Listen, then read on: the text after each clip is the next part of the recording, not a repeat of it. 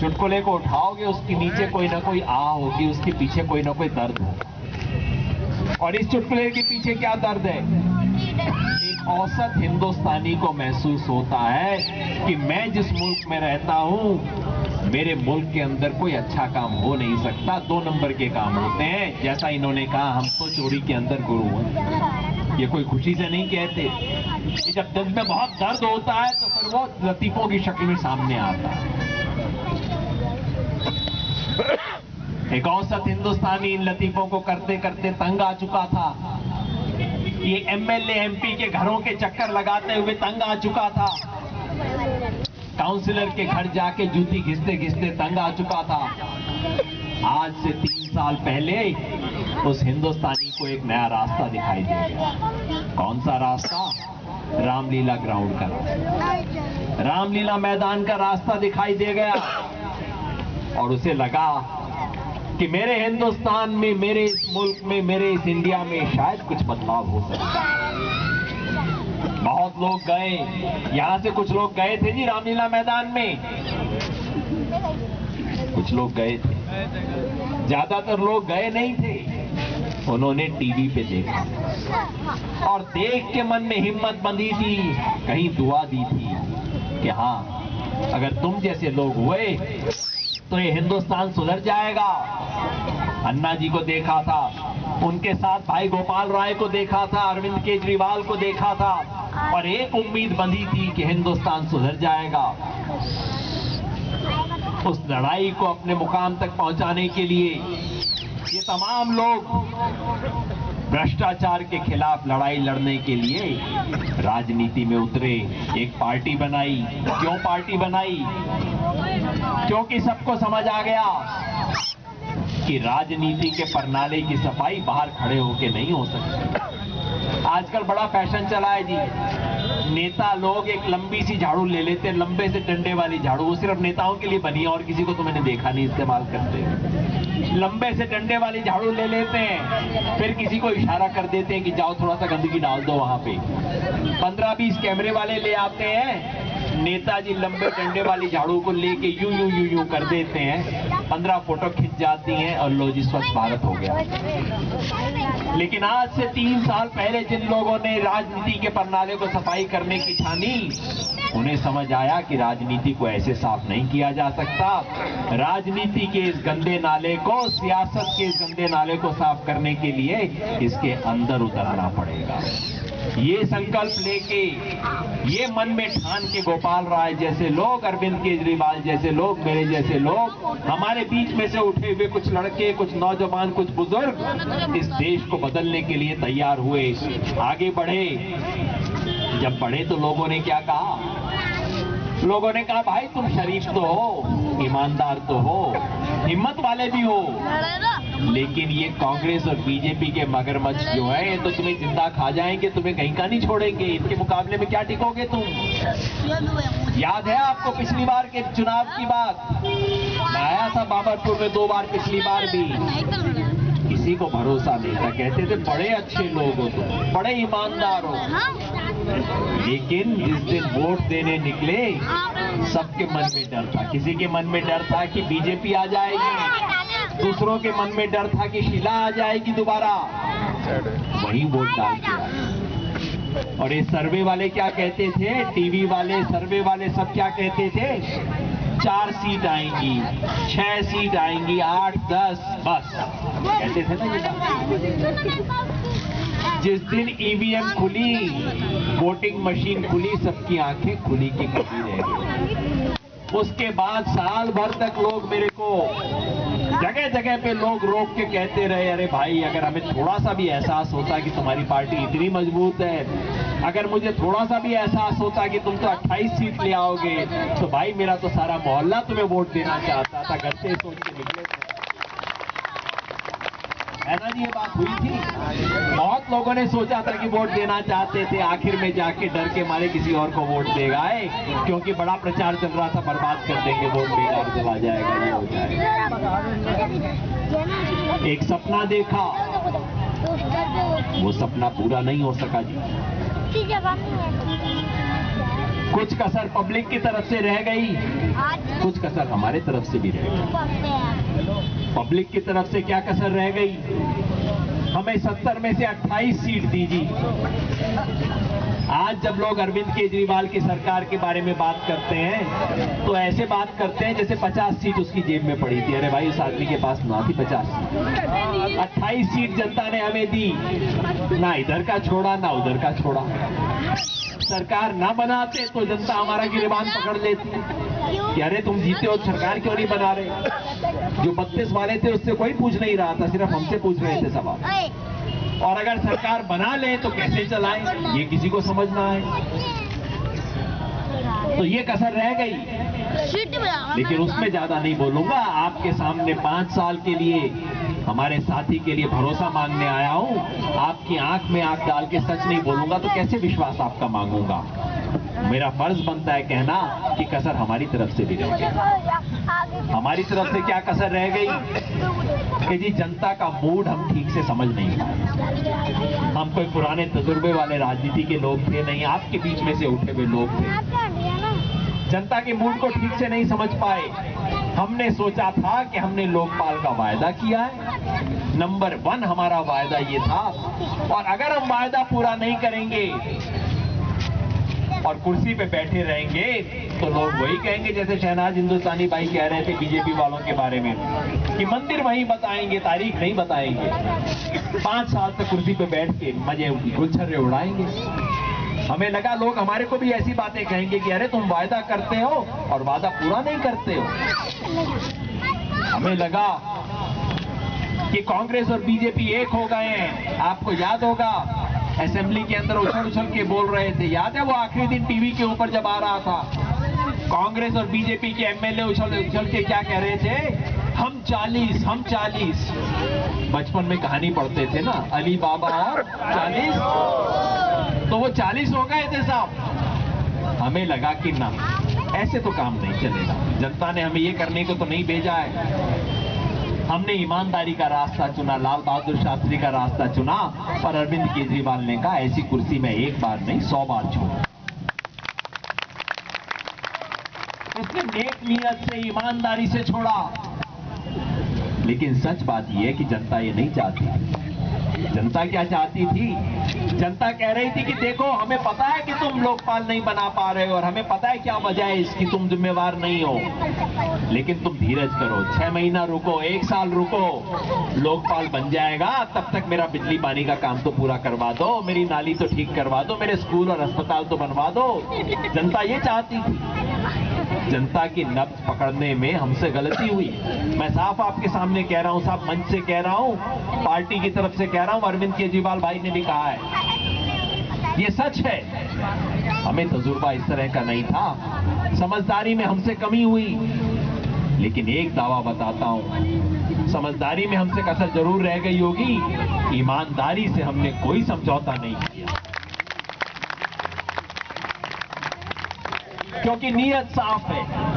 ये साफ नीयत वाले लोगों की पार्टी है, हमारे आपके बीच में से उठे हुए लोगों की पार्टी है, जो इस देश में राजनीति के गंदे नाले को साफ करने आए हैं, उन लोगों की पार्टी है।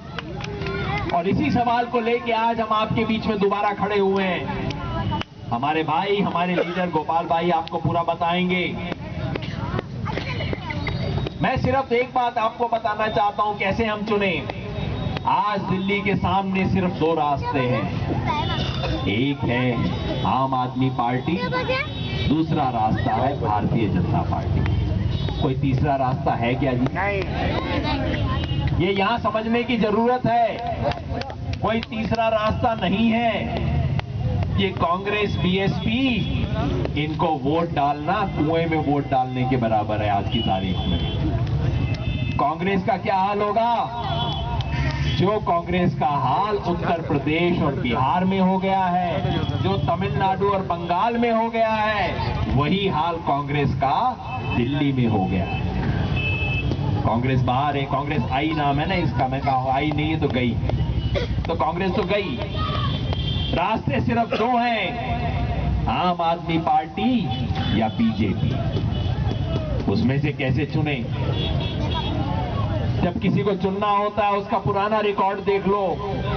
या देख लो कि वो आज क्या कह रहे हैं। पुराना रिकॉर्ड, आम आदमी पार्टी की 7 महीने 7 हफ्ते की सरकार थी और बीजेपी की 8 साल से सरकार चल रही है साहब। यहाँ पे एमसीडी कौन चलाता है?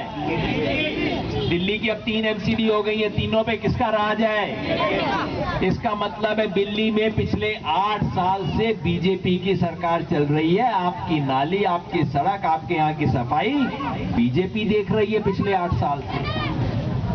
अब आप देखिए, आम आदमी पार्टी ने वायदा किया कि बिजली के बिल आधे करेंगे। किया क्या जी?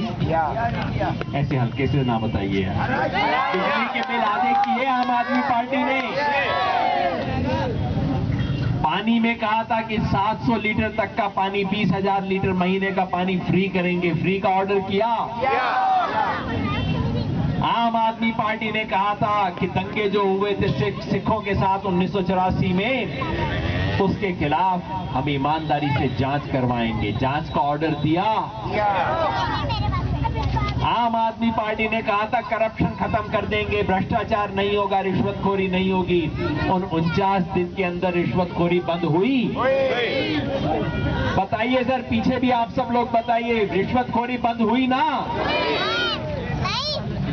इधर बीजेपी का देख लो जी, इन्होंने क्या किया? कहते थे 30% बिजली का बिल कम करेंगे। पिछली बार हमारी नकल करके ये भी कह रहे थे। पिछले 7 महीने में क्या किया है? बिजली का बिल बढ़ा दिया, घटाने की बजाय बढ़ा दिया। एमसीडी में पिछले 8 साल से भ्रष्टाचार है या नहीं? कोई एक शख्स है यहां जो कहने को तैयार है कि एमसीडी के दफ्तर के अंदर जाओ, काम ईमानदारी से हो जाता है? कोई मानता है? कोई नहीं मानता। तो रिकॉर्ड इनका हमने देख लिया। आज हम क्या कह रहे हैं? आज का वायदा देख लीजिए। आम आदमी पार्टी कह रही है कि हम दिल्ली के अंदर, मेरे गोपाल भाई पूरी चीजें बताएंगे, मैं सिर्फ इशारे से कहना चाहता हूं। आम आदमी पार्टी कह रही है कि हम दिल्ली के अंदर 500 नए स्कूल बनाएंगे, हम यहाँ पे 20 नए कॉलेज बनाएंगे। और ये बीजेपी क्या कह रही है? नाथूराम गॉडसे का मंदिर बनाएंगे, उसकी मूर्ति लगाएंगे। हिंदू मुसलमान की एकता के लिए जो शख्स इस देश का राष्ट्रपिता मर गया, महात्मा गांधी, उसकी हत्या करने वाले की मूर्ति लगाएंगे। ये बातें कर रहे हैं। आम आदमी पार्टी कह रही है कि हम दिल्ली का चेहरा बदल देंगे, दिल्ली का रूपांतरण कर देंगे। और ये बीजेपी वाले क्या कह रहे हैं? हम धर्मांतरण कर देंगे, मुसलमानों को हिंदू बना देंगे। आपने पढ़ा होगा, एक शख्स है जो कह रहे हैं 2021 तक इस देश में सिर्फ हिंदू बचेंगे और कोई बचेंगे नहीं।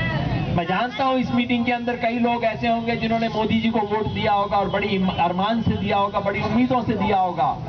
लेकिन मैं ये भी जानता हूं कि किसी एक भी शख्स ने ये सोच के वोट नहीं दिया होगा कि हिंदू मुसलमान वाला धंधा करवाएंगे, यहां जाकर धर्मांतरण करवाएंगे। आम आदमी पार्टी कहती है कि हम औरतों को हिफाजत देंगे, दिल्ली की हर औरत को सुरक्षा देंगे। और ये क्या कहते हैं कि लड़कियां जीन्स ना पहने, लड़कियां मोबाइल ना रखें, हर हिंदू औरत 4-4 बच्चे पैदा करे। इस काम के लिए दिया है इनको हमने वोट।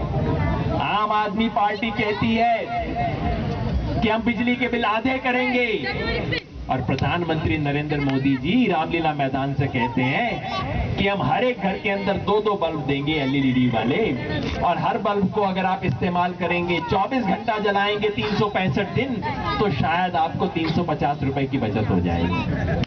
तो अब आप सोच लो, आपको बिजली के बिल आधे करवाने हैं कि 350 रुपए की बचत करवानी है? सोच लीजिए। और आम आदमी पार्टी सिर्फ वायदे नहीं करती, आम आदमी पार्टी आपको बताती है कि कौन सा शख्स है जो इन वायदों को पूरा करेगा। उसका चेहरा नहीं दिख रहा, दबा रखा है हमने। बोरा चेहरा हटियो भैया थोड़ा सा, वो ऊपर चेहरा जी।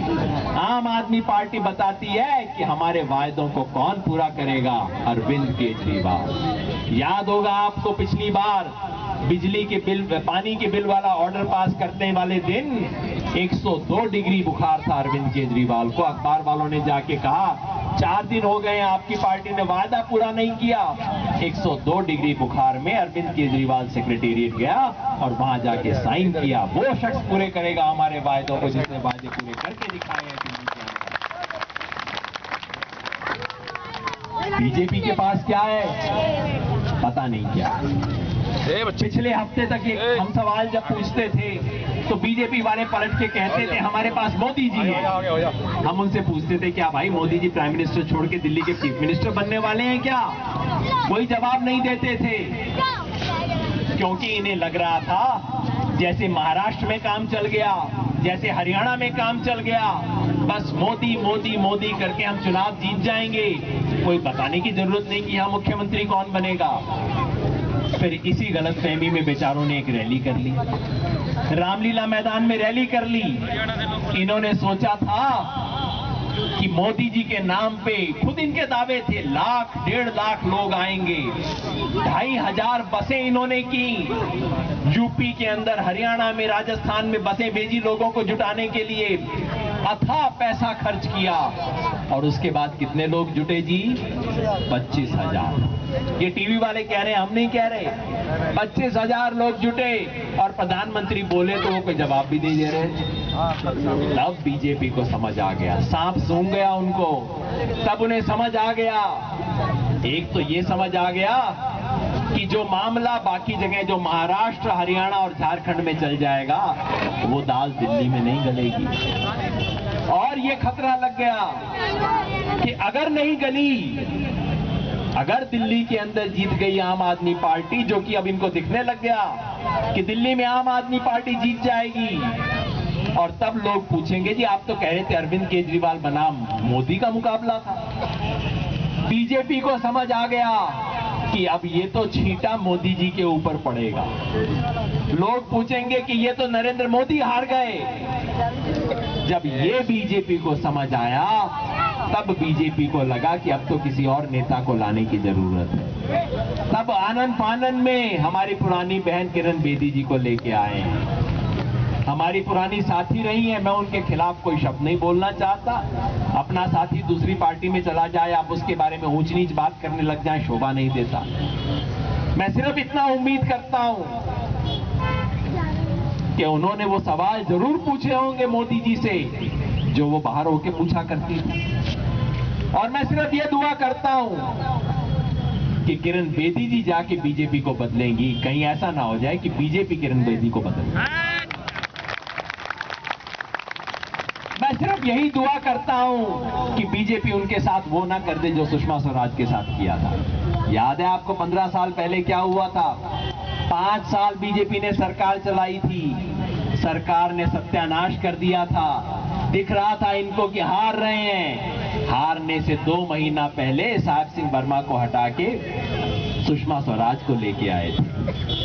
हारे वो, ठीकरा सुषमा स्वराज के सर पे फूटा था। बेचारी का 10 साल तक कैरियर उठा नहीं उसके बाद। नहीं तो नरेंद्र मोदी से बड़ी नेता थी इस टाइम, उस वक्त। मैं सिर्फ दुआ यही करता हूं कि हमारी किरण बेदी जी के साथ वो ना कर रही हो बीजेपी। क्योंकि कल आरएसएस वाले कह रहे थे टीवी पे कि बेदी का इस्तेमाल कर लेना ठीक है, टीवी पे बोल रहे थे किरण बेदी का इस्तेमाल कर लेना ठीक है, पर उसको मुख्यमंत्री मत बनाओ। यही सवाल है, कौन किसका इस्तेमाल कर रहा है, ये दिल्ली की जनता इसका फैसला करेगी। दोस्तों, मैं इतनी उम्मीद करता था, किरण जी से बात नहीं हुई है बहुत दिन से, लेकिन जब भी होगी मैं उन्हें इतना ही कहूंगा, ज्यादा कुछ नहीं कहूंगा, कि किरण जी ये दिए और तूफान की लड़ाई है। कितना अच्छा होता कि आप दिए के साथ खड़ी होती, इस तूफान का हिस्सा ना बनती। लेकिन मुझे यकीन है दिल्ली की जनता इस दिए और तूफान की लड़ाई में दिए के साथ खड़ी होगी। पिछली बार भी दिल्ली की जनता ने खड़े होकर दिखाया था। दिल्ली की जनता उस दिए के ऊपर हाथ रखेगी। हमारे बुजुर्गवार यहाँ बैठे हुए हैं, वो इस दिए के हाथ रखेंगे और ऐसी लड़ाई में जीत दिए की होगी। यही मैं आपसे अर्ज करना चाह रहा था। गोपाल भाई बाकी बातें रखेंगे, मिल के मेरे साथ सिर्फ इतना ही कहिए। मैं आपके सामने सिर्फ वोट मांगने नहीं आया हूं, अभी चुनाव में 20 दिन बाकी हैं। मैं चाहता हूं अगर शहनाज भाई के जज्बात में इन्होंने आपके दिल से जो बात की और मैंने आपके दिमाग से जो बात की, आपके दिलो दिमाग पे अगर कोई भी बात जायज लगी हो तो इतना आप वायदा कीजिए, अगले 20 दिन कम से कम 5 लोगों से आप बात करेंगे, उनको बताएंगे कि इस बार झाड़ू पे भाई तो हाथ उठा के मुझे बताइए, एक बार पूछूंगा, बार बार नहीं, कितने लोग अगले 20 दिन तक 5 लोगों से, जो 2 हाथ खड़े कर रहे हैं वो 10 लोगों से बात करेंगे? ध्यान से सोच के 2 हाथ खड़े कर रहे हैं। हर रोज 1 हाथ वाले 5 से और 2 हाथ वाले 10 लोगों से बात करेंगे। गोपाल भाई, इस बार ये रिजल्ट आ गया आपका। बहुत बहुत मेहरबानी, मिलके बोलिए मेरे साथ, इंकलाब, इंकलाब, 5 साल, 5 साल। बहुत बहुत शुक्रिया सर। और गोपाला जी, योगेंद्र यादव जी ने हमें अपना कीमती वक्त दिया। जोरदार ताली। भैया आप कोई जाओ कि नहीं? बैठो यार, ये बच्चे मेरे भी भूखे मर रहे हैं, ऐसी बात नहीं है। बैठो सभी, बैठो, थोड़ी देर के लिए बैठ जाओ।